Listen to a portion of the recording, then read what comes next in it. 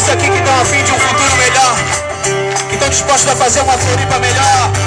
Todos aqueles líderes que a gente tem por aqui que lideram pelo exemplo e não pela palavra. Isso que é o mais importante. Vem com a gente, ó.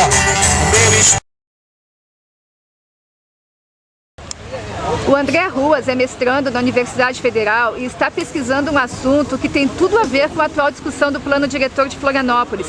André, explica um pouco como é que é isso.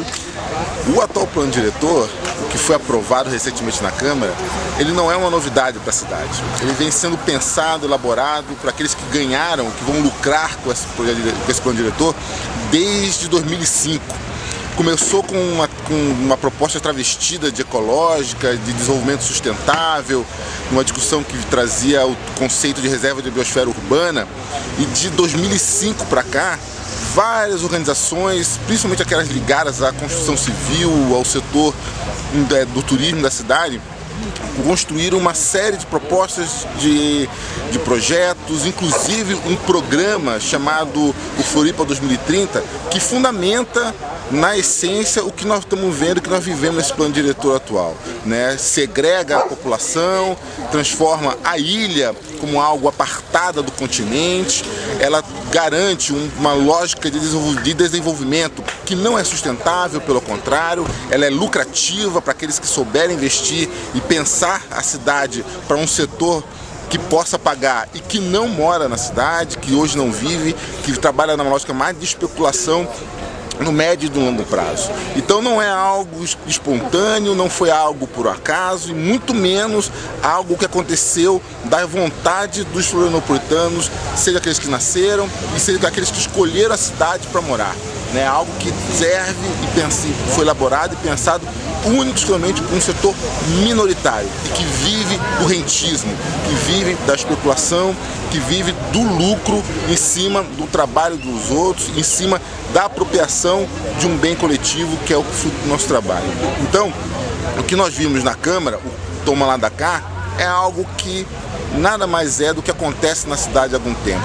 Né? Lotearam a cidade, aqui tem dono, é um caudilismo, temos coronéis e a cidade hoje está fatiada e o plano diretor que foi aprovado garante isso. Não é por acaso, não aconteceu de uma hora para outra, está sendo pensado há muito tempo e eles conseguiram aprovar o que queriam. Resta-nos agora lutar nas mais diversas frentes, de preferência nas ruas, mas também em todos os lugares, como eu estou fazendo na universidade, como vereadores estão fazendo na Câmara, como associações de bairro estão fazendo nas comunidades. Resta agora lutar para minimamente impedir que transforme o que vendam ainda mais caro a nossa cidade.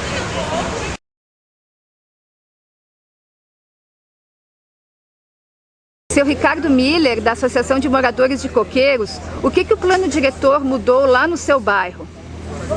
Prejudicou muito. O que me deixou mais preocupado é a falta de respeito às leis federais.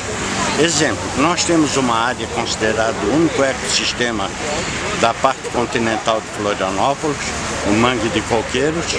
Eles estão tentando criar uma rua sobre o mangue novamente, sabendo que nós possuímos 2 laudos, sendo um do IBAMA, outro do Instituto Geral de Perícia, mais 2 pareceres, sendo um parecer desse muito importante, que foi dado pelo ICMBio, pela quantidade de aves e roedores que existem naquela área, sendo considerado um dos melhores ecossistemas do continente.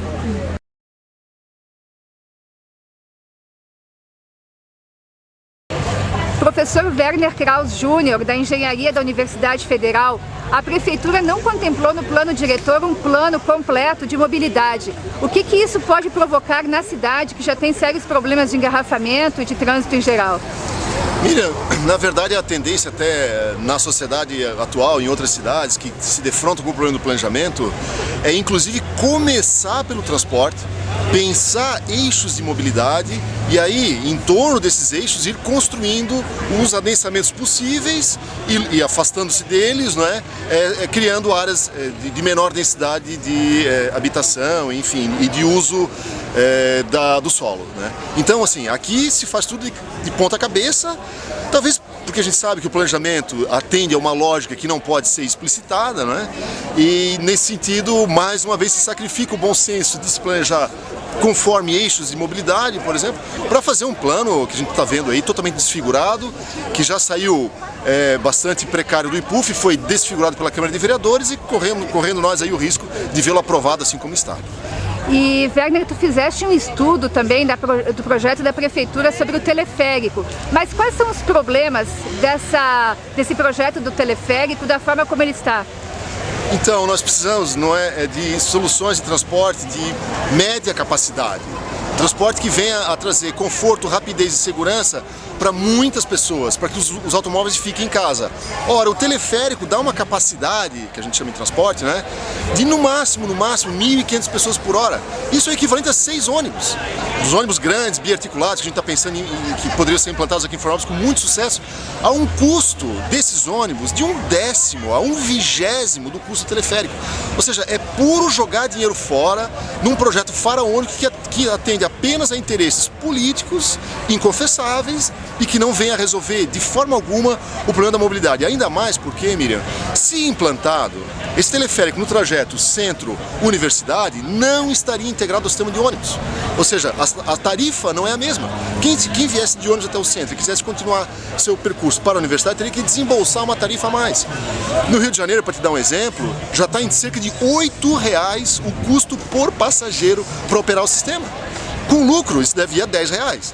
Então, assim, não é viável do ponto de vista econômico, não dá capacidade, é uma loucura e está vindo aí, como eu falei antes, por força de interesses políticos que são inconfessáveis.